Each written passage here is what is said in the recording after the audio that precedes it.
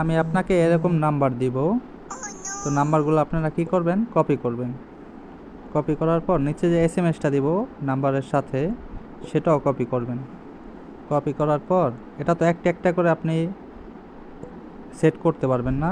তো আপনি যেটা করবেন, নাম্বারটা কপি হয়ে গেলে আপনি নোটে চলে যাবেন আপনার ফোনে। নোটে এখানে ক্লিক করবেন, নাম্বারটা যে পেস্ট করছেন, কপি করছেন, সেটা পেস্ট করে দেবেন এখানে। পেস্ট করে দেওয়ার পর এখান থেকে যে কোনো একটা নাম্বার কপি করবেন।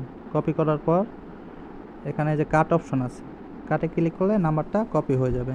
তারপর আপনার হোয়াটসঅ্যাপে যাবেন, যাওয়ার পর নাম্বারটা এখানে এভাবে পেস্ট করে দেবেন। ওই যে নাম্বারটা চলে আসলো।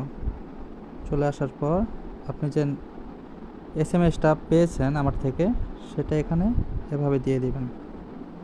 শেষ, আপনার একটা কাজ শেষ। আবার আপনি ব্যাকে দেবেন। ব্যাকে যাওয়ার পরে যে আপনার নোটে যাবেন, যেখানে সব নাম্বারগুলা কপি করছেন, এখান থেকে যে কোনো একটা নাম্বারে ক্লিক করে ধরে রাখবেন। তারপরে যে কাট অপশন আসবে, কাটে ক্লিক করবেন। ক্লিক করার পরে যে আবার হোয়াটসঅ্যাপে যাবেন। হোয়াটসঅ্যাপে যাওয়ার পর সার্চ অপশনে ক্লিক করে নাম্বারটা সার্চ করবেন।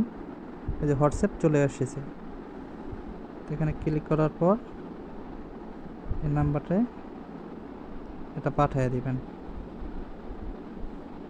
শেষ, সিম্পল কাজ।